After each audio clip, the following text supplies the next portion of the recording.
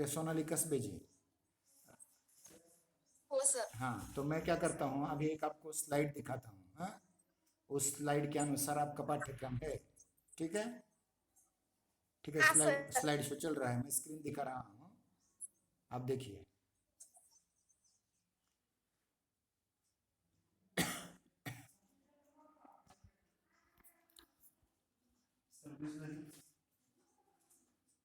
आधी एक विद्यार्थ्यांनी जॉईन झाली होती.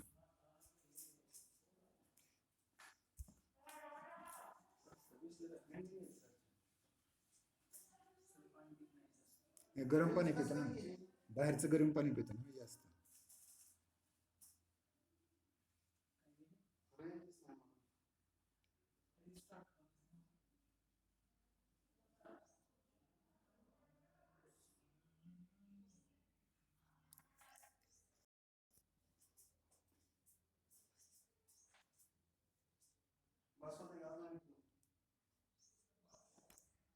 हाँ, सोनाली कस्बे दिख रहे हैं आपको?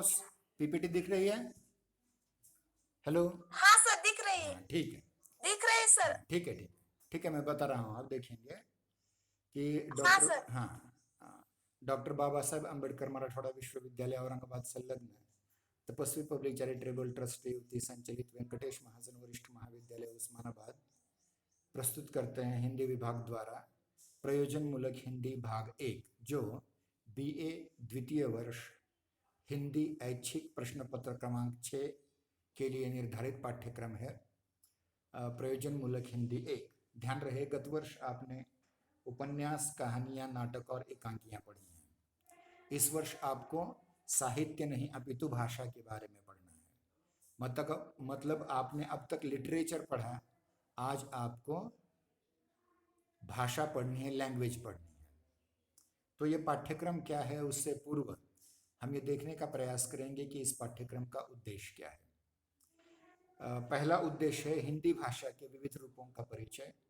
मतलब ध्यान रखिए कि भाषा केवल अकेली नहीं आती, उसके अलग अलग स्तर होते हैं. बोली स्तर होता है, उपबोली स्तर होता है, विभाषा स्तर होता है, भाषा स्तर होता है, मातृभाषा होती है, द्वितीय भाषा होती है, राष्ट्रभाषा होती है, अंतर्राष्ट्रीय भाषा होती है, विश्व भाषा होती है. ऐसे अलग रूप हैं हिंदी के बहुत सारे, उसको हमें समझना है. फिर दूसरा यहाँ दिया गया है राजभाषा हिंदी के विविध पहलुओं का परिचय. ये अगले सत्र में आपको राजभाषा हिंदी संबंधी बात की जाएगी, जिसमें राजभाषा हिंदी संबंधी संवैधानिक प्रावधानों की बात की जाएगी. और साथ ही साथ प्रयोजन मूलक भाषा और अनुवाद की भूमिका का परिचय. अनुवाद क्या होता है, प्रयोजन मूलक भाषा क्या होती है, इसको लेकर के भी चर्चा करनी है. अनुवाद मतलब भाषांतर, मराठी से हिंदी, हिंदी से मराठी, मराठी से अंग्रेजी, अंग्रेजी से मराठी, हिंदी से अंग्रेजी, अंग्रेजी से हिंदी. इस प्रकार के अनुवाद का खास करके कार्यालयीन अनुवाद और बैंकिंग अनुवाद की बात हम रखने वाले हैं, लेकिन वो अगले सत्र में है. इस सत्र में आपको हिंदी भाषा के विविध रूप, इस विषय पर ज़्यादा चर्चा करनी है. खास करके मानक हिंदी, मानक हिंदी की वर्तनी, मानक हिंदी की संरचनागत विशेषताएं, ये सारी चीज़ें आपको पढ़नी है. और इसमें प्रयोग करना है आपको व्याख्यान पद्धति का. मतलब मैं बोलूँगा, आप सुनेंगे, और इसकी वीडियो आपको भेजी जाएगी. उस वीडियो को देख करके बार बार अध्ययन करना है. फिर कार्यशाला, एक आध कार्यशाला होगी प्रयोजन मूलक हिंदी पर. फिर सर्वेक्षण, निरीक्षण किया जाएगा. और दृक श्राव्य साधनों का प्रयोग, जो इस समय हम इंटरनेट के माध्यम से कर रहे हैं, फोन के माध्यम से कर रहे हैं, वो दृक और श्राव्य, मतलब जिसको हम ऑडियो विजुअल्स अंग्रेजी में कहा जाता है, उन दृक श्राव्य माध्यमों का, साधनों का प्रयोग करेंगे. मतलब मैं कुछ आपको पीपीटी भेजूंगा, कभी वीडियो भेजूंगा, कभी आपको पीडीएफ भेजूंगा, कभी वर्ड फाइल या डॉक्यूमेंट फाइल भेजूंगा. उसका अध्ययन आपको करना है और उस पर गूगल परीक्षाएं आपको देनी है. गूगल प्रश्नोत्तरी की परीक्षाएं, गूगल क्विज आपको देनी है. हमारे पाठ्यक्रम में समाविष्ट पुस्तक का नाम है प्रयोजन मूलक हिंदी, जिसके लेखक डॉक्टर माधव सोनटक्के हैं, जो इस पुस्तक के बनाते समय हिंदी अध्ययन मंडल के प्रमुख सदस्य थे. प्रयोजन मूलक हिंदी, इस पुस्तक को आपको पढ़ना पड़ेगा, जिसकी सारी जानकारी हम देंगे. हमारे पाठ्यक्रम में जो अलग अलग भाग हैं, उसमें से पहला भाग हमारे सामने आता है, वह है हिंदी भाषा स्वरूप एवं विकास। इसमें अलग अलग 4 उपशीर्षक हैं। शीर्षक का नाम है हिंदी भाषा स्वरूप एवं विकास। उसमें पहला उपशीर्षक आता है हिंदी नामकरण एवं विभिन्न अर्थ। दूसरा आता है भारतीय आर्य भाषा विकासात्मक सामान्य परिचय। तीसरा आता है हिंदी भाषा क्रमिक विकास। और चौथा उपशीर्षक है हिंदी का अंतर्राष्ट्रीय परिदृश्य। मतलब इसमें आपको ये पढ़ना है कि हिंदी नाम कैसे आया, हिंदी नाम किस किस अवधारणा के लिए प्रयुक्त होता था, और हिंदी शब्द के अलग अलग अर्थ कौन से हैं, और उसमें से भाषाई अर्थ जो नियत किया गया है उसको लेकर के हम चर्चा और करेंगे। फिर उसके बाद दूसरी चीज़ है, वह है भारतीय आर्य भाषा। आप जानते हैं कि भारत में 2 भाषा परिवार हैं, ज़्यादातर वैसे 5-6 हैं, लेकिन 2 महत्वपूर्ण हैं। एक आर्य भाषा परिवार और दूसरा द्राविड़ भाषा परिवार। आर्य भाषा परिवार में संस्कृत, मराठी, हिंदी, उसके उपरांत गुजराती, बंगाली, उड़ीसी, असमिया, कश्मीरी, डोगरी, राजस्थानी, बिहारी, मैथिली, ये सारी भाषाएं आती हैं जो उत्तर भारत की भाषाएं हैं। और दक्षिण भारत की जो भाषाएं हैं वो द्राविड़ भाषाएं आती हैं, जिनमें कन्नड़, तेलुगु, तमिल, मलयालम और तुलु, ये 5 भाषाएं आती हैं। तो इस प्रकार से हमें भारतीय आर्य भाषा के सामान्य विकासात्मक परिचय को देखना है। मतलब सबसे पहले वैदिक संस्कृत भाषा, उसके उपरांत लौकिक संस्कृत भाषा, उसके उपरांत पाली, अर्धमागधी आदि प्राकृत भाषाएं। प्राकृत भाषाओं के बाद में समय आता है अपभ्रंश भाषाओं का, और इन अपभ्रंश भाषाओं के माध्यम से बाद में आज की या आधुनिक आर्य भाषाओं का निर्माण हुआ। इसका इतिहास हमें संक्षेप में देखना है। इसमें से शौरसेनी अपभ्रंश से आज की हिंदी बनी हुई है, और महाराष्ट्री अपभ्रंश से मराठी भाषा बनी हुई है। अब उसके उपरांत हमें ये देखना है कि हिंदी भाषा का क्रमिक विकास कैसे होता रहा। आज हम जिसे हिंदी कहते हैं वह मूल रूप में हरियाणा, दिल्ली, मेरठ के आसपास की खड़ी बोली भाषा है, और ये खड़ी बोली भाषा आज विश्व भाषा के स्तर पर कैसे विकसित होती गई उसको भी हमें देखना है। और एक बार जब हिंदी भाषा विश्व भाषा बन गई, जो दुनिया में सबसे ज़्यादा बोले जाने वाली भाषा है, क्रमांक 2 पे मंडेरियन या चीनी है, और क्रमांक 3 पर अंग्रेजी है। हालांकि पुस्तकों, इंटरनेट के माध्यम से अंग्रेजी प्रथम क्रमांक की भले ही बनी हो, लेकिन बोलचाल में हिंदी ही सबसे प्रमुख भाषा है। इसके उपरांत हमें देखना है हिंदी का अंतर्राष्ट्रीय परिदृश्य। हिंदी भारत के अलावा कहाँ बोली जाती है? Mauritius, Fiji, Guyana, French Guiana, America, Latin America, West Indies के द्वीप, उसके उपरांत अनेक ऐसे देश हैं जहाँ हिंदी पढ़ाई जाती है, जिसमें इंग्लैंड है, अमेरिका है, जापान है, जर्मनी है, उज़्बेकिस्तान, तजाकिस्तान, कजाकिस्तान, किर्गिज़िस्तान, रशिया, चीन, पाकिस्तान, बांग्लादेश, श्रीलंका। दुनिया के 121 देशों में हिंदी द्वितीय भाषा के रूप में पढ़ाई जाती है। उसका भी हमें परिदृश्य देखना है, चाहे हॉलैंड हो, जिसको नीदरलैंड भी कहा जाता है। यानी जितने भी देश हैं उन सभी देशों में हिंदी आज क्रमांक 1 की भाषा बोली जाने वाली बन चुकी है। इस पर हमें चर्चा करनी है। इसके उपरांत तो दूसरा शीर्षक आता है हिंदी भाषा का मानकीकरण। ध्यान रहे, कोई भी भाषा पहले बोली होती है, और जब वो लिखित रूप धारण कर लेती है, अधिक से अधिक लोग बोलने लग जाते हैं, तो उसका मानकीकरण, जिसको मराठी में हम प्रमाणीकरण या अंग्रेजी में स्टैंडर्डाइजेशन कहते हैं, वह निर्धारित किया जाता है। तो सबसे पहले आपको इसमें उपशीर्षक देखना पड़ेगा, वह है मानक भाषा संकल्पना एवं स्वरूप। पहले आपको मानक भाषा की संकल्पना समझनी पड़ेगी, वो अवधारणा समझनी पड़ेगी। मानक भाषा या प्रमाण भाषा, या जिसे अंग्रेजी में स्टैंडर्ड लैंग्वेज कहा जाता है, उसको समझना पड़ेगा। फिर उसके उपरांत तो दूसरे उपशीर्षक के रूप में यह समझना पड़ेगा कि भाषा मानकीकरण की प्रक्रिया और पद्धति क्या है। मतलब कोई एक भाषा जो मूलतः एक उपबोली होती है, बाद में बोली बन जाती है, बाद में विभाषा बन जाती है, उपभाषा बन जाती है, भाषा बन जाती है, राजभाषा बन जाती है, उसके उपरांत वो राष्ट्रभाषा बन जाती है और विश्व भाषा बन जाती है। और तब उसका एक मानकीकरण हो जाता है, एक स्टैंडर्डाइजेशन हो जाता है, एक प्रमाणीकरण हो जाता है वो उस भाषा का, उसकी प्रक्रिया किस प्रकार है, उसमें कौन कौन से स्तर आ जाते हैं, उसकी पद्धति क्या है।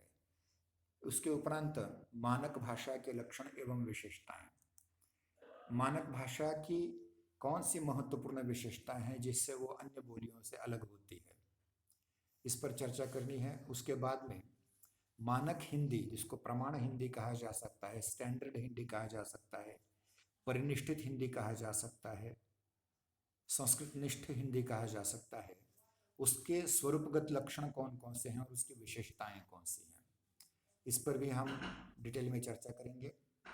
उसके उपरांत मानक हिंदी संरचनागत स्वरूप एवं लक्षण एवं विशेषताएं, इस पर भी चर्चा करेंगे। मतलब स्वरूपगत और संरचनागत, स्वरूपगत मतलब बाहरी और संरचनागत मतलब अंदरूनी कौन कौन से उसकी विशेषताएं हैं, लक्षण हैं, उस पर भी हम चर्चा करेंगे। उसके उपरांत हमें देखेंगे कि मानक हिंदी की विकास यात्रा, मतलब जो खड़ी बोली हिंदी थी वह विश्व भाषा कैसे बनी, इसकी एक विकास यात्रा आपको देखनी है। मतलब उसका विकास बोली से एक विश्व भाषा तक कैसे हुआ, वह महत्वपूर्ण बात है। उसके उपरांत तीसरा शीर्षक है आपके पाठ्यक्रम में देवनागरी लिपि उद्भव और विकास। यानी किसी भी भाषा को आगे बढ़ने के लिए केवल बोली रूप में नहीं अपितु लिखित रूप में रहना जरूरी होता है। और हिंदी, संस्कृत, मराठी जैसी भाषाओं की लिपि देवनागरी है और इस देवनागरी लिपि के माध्यम से हम हिंदी के एक पहलू की ओर देखने की कोशिश करेंगे। भाषा और लिपि में क्या संबंध होता है, ये उसका पहला उपशीर्षक है। दूसरा है लिपि तात्पर्य एवं विकास, लिपि कैसे विकसित होती जाती है। चित्रलिपि से लेकर के आज हम देखते हैं कि बहुत ही विकसित ऐसी लिपि हमारी देवनागरी लिपि है। मतलब लिपि का विकास कैसे होता जाता है, इस पर चर्चा करेंगे। फिर बाद में देवनागरी लिपि उद्भव और विकास, देवनागरी का विकास कैसे हुआ। मूलतः देवनागरी ब्राह्मी लिपि से निकली हुई है, ब्राह्मी लिपि के उत्तरी रूप से देवनागरी लिपि निकली हुई है। उसका विकास कैसे होता गया। सम्राट अशोक के काल में पाली भाषा में जो उन्होंने शिलालेख लिखे उनमें सबसे पहली बार देवनागरी लिपि का प्रयोग हुआ था। मतलब हजारों वर्ष पहले से देवनागरी लिपि आई है। आज भी देवनागरी लिपि पत्थरों पर उत्कीर्ण हुई मिलती है, स्तंभालेखों पर, शिलालेखों पर।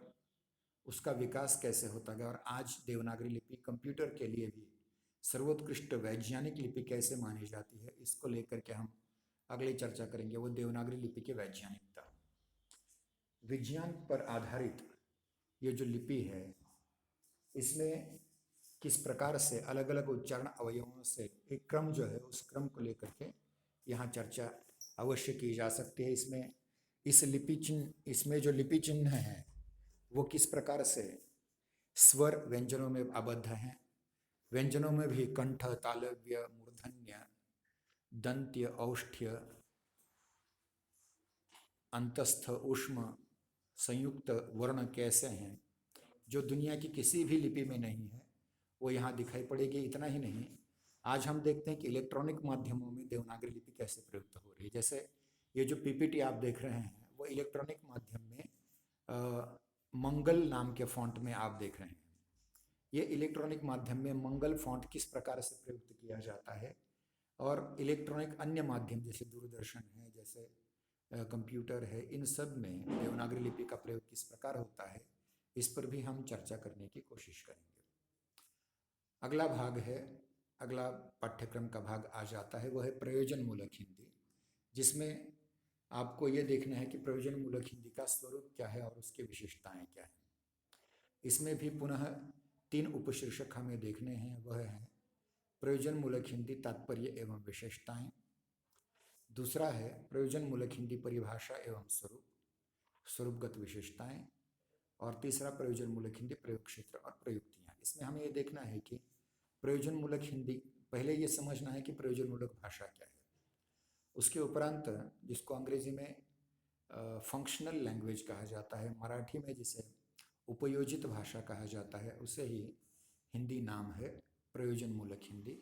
इस प्रयोजन मूलक हिंदी का अर्थ क्या है, उसकी विशेषताएं क्या है, इस पर चर्चा करेंगे। उसके उपरांत प्रयोजन मूलक हिंदी की परिभाषा, परिभाषा मतलब व्याख्या, अंग्रेजी में जिसे डेफिनेशन कहा जाता है, वो अलग अलग व्याख्याएं कैसी है, वो अलग अलग परिभाषाएं कैसी है, और इन परिभाषाओं के आधार पर प्रयोजन मूलक हिंदी का जो स्वरूप निर्धारित किया जाता है, उस स्वरूप की क्या विशेषताएं हैं, इस पर भी चर्चा करनी है। और सबसे महत्वपूर्ण चीज़ है कि प्रयोजन मूलक हिंदी के प्रयोग क्षेत्र कौन से हैं। जैसे कार्यालय में प्रयुक्त होने वाली हिंदी अलग है, पढ़ाई में प्रयुक्त होने वाली हिंदी अलग है, वैज्ञानिक हिंदी अलग है, विधि की हिंदी अलग है, मतलब कायदा या कानून की हिंदी अलग है, वित्त वाणिज्य की हिंदी अलग है, वैज्ञानिक हिंदी अलग है, साहित्यिक हिंदी अलग है। तो इस प्रकार से जो अलग अलग प्रयोग क्षेत्र हैं हिंदी के, प्रयोजन मूलक हिंदी के, उस पर भी चर्चा करनी है। और प्रयुक्तियाँ, प्रयुक्तियाँ मतलब छोटे छोटे प्रयोग, मतलब कुछ ऐसे शब्द जो पारिभाषिक रूप में प्रयुक्त होते हैं, उनको लेकर के भी चर्चा करनी है। तो इस प्रकार हम देखते हैं कि हमारा पाठ्यक्रम 4 अलग अलग शीर्षकों के अंतर्गत है और उसके अलग अलग उपशीर्षकों के अंतर्गत। हम जैसे एक विद्यार्थी हैं, उसी प्रकार एक परीक्षार्थी भी हैं, और जब तक हमें परीक्षा का प्रारूप नहीं समझ में आता, अंक विभाजन समझ में नहीं आता, तब तक हम ठीक ढंग से परीक्षा नहीं दे पाएंगे। बीए द्वितीय वर्ष तृतीय सत्र के लिए हिंदी ऐच्छिक छठे प्रश्न पत्र को, जिसको शीर्षक प्रयोजन मूलक हिंदी भाग 1 दिया है, वह कुल मिलाकर के 50 अंकों का है। और इन 50 अंकों के लिए 1.5 घंटा समय निर्धारित किया गया है। 1.5 घंटा समय निर्धारित किया गया है, और इस 1.5 घंटे में आपको यह समझना है कि इसका किस प्रकार से अंक विभाजन किया जाता है।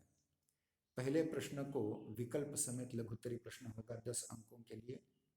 विकल्प मतलब जिसको हम अथवा कहते हैं हिंदी में, मराठी में अथवा में। दूसरा प्रश्न दीर्घोत्तरी होगा विकल्प समेत संपूर्ण पाठ्यक्रम पर 15 अंकों के लिए। तीसरा प्रश्न भी विकल्प समेत होगा दीर्घोत्तरी 15 अंकों के लिए। और चौथा प्रश्न होगा 5-5 अंकों की 4 टिप्पणियां होंगी, जिसमें से 2 आपको लिखनी है, जिसको हम अंग्रेजी में शॉर्ट नोट कहते हैं। वो 5-5 अंकों की 2 टिप्पणियां आपको लिखनी है। तो इस प्रकार हम देखते हैं कि कुल मिलाकर 50 अंकों के लिए 1.5 घंटा समय निर्धारित करते हुए ये 4 प्रश्न पूछे जाएंगे। पहला प्रश्न लघुत्तरी होगा, दूसरा तीसरा प्रश्न दीर्घोत्तरी होगा, और चौथा प्रश्न भी लघुत्तरी होगा। लघुत्तम मतलब जिसे शॉर्ट नोट के रूप में, टिप्पणियों के रूप में आपको समझना पड़ेगा। तो इस प्रकार हम देखते हैं कि हमारा ये पाठ्यक्रम प्रश्न पत्र का प्रारूप और अंक विभाजन है। अब हम इस पीपीटी को यहाँ समाप्त कर देते हैं। ये पीपीटी और इसकी वीडियो आपको थोड़ी देर बाद यूट्यूब लिंक बना करके अपने ग्रुप पर डाल दी जाएगी। जिनको आवश्यकता हो वो बार बार सुने, पढ़ें, लिखें, लिख करके देखें। और हम आगे कल की तासिका में हम पहला जो भाग है हमारा हिंदी भाषा के विविध रूप, इसकी ओर हम जाने की कोशिश करेंगे। तो आज यहाँ पीपीटी समाप्त करते हैं। अगर कुछ प्रश्न आपको पूछने हैं तो उन प्रश्नों का हम स्वागत करने के लिए तैयार हैं। Hello sir. हाँ बोलिए। सर तो का द्वितीय भाषा तुम्ही पीडीएफ टाकलाय ना? हाँ, द्वितीय पीडीएफ भाषा साठी तो ओपन होत नाही, ओपन झालं तरी ईमेल खाली येत नाही, ते लिहिता येत नाही काय. म्हणजे प्रश्नपत्रिकेसाठी का? नाही नाही, पीडीएफ तुम्ही द्वितीय भाषेला टाकलेला पीडीएफ आहे. PDF feedback feedback feedback feedback देण्यासाठी. फीडबॅक ते दुसऱ्या सरांनी केलेलं आहे, त्यांना विचारावं लागेल काय नेमकी अडचण आहे ते. तुमच्याकडे ईमेल म्हणजे आयडी सर आहे का? ईमेल टाक. ईमेल आयडी आहे का तुमचा? हो सर. मग ईमेल टाका आधी, मग त्याच्यानंतर पुढे जाईल ते. सर ईमेल टाकला सर, पण खाली काय होतच नाही नंतर ईमेल टाकले. मग वेळ संपला असेल कदाचित, विचारू लागेल त्यांना. ठीक है। हो सर। आज का जो तासिका हमारी हुई, जो पीपीटी दिखाई गई, उसके बारे में कुछ पूछना है? हाँ। नहीं सर, तुम महामुनि नहीं जी को, सर। महामुनि जी को पूछो। उनको कुछ पूछना है? कस्बे सोनाली, बोला सर। हाँ, कुछ प्रश्न पूछने हैं आपको आज आज जो पढ़ाया उस पर? आज जो नहीं सर। पाठ्यक्रम मैंने दिखाया आपको, उसके बारे में कोई कठिनाई आपको? ठीक है, तो ये पीपीटी मैं भेज रहा हूँ, ये वीडियो थोड़ी देर में आएगा और उस पर हम कल चर्चा करेंगे पाठ्यक्रम पर। और पहला टॉपिक जो है हमारा हिंदी नामकरण और उसके विभिन्न अर्थ, इस पर हम कल आपको हाँ। बोलेंगे। देखिए हमारी तासिका ओके सर। 8:40 से 8:40 को शुरू हुई थी। तो 40 मिनट हमारे 9:20 हो रहे हैं, समय समाप्त हो रहा है। ठीक है, हो सर। आज यहाँ रुक जाते हैं। ठीक है, धन्यवाद।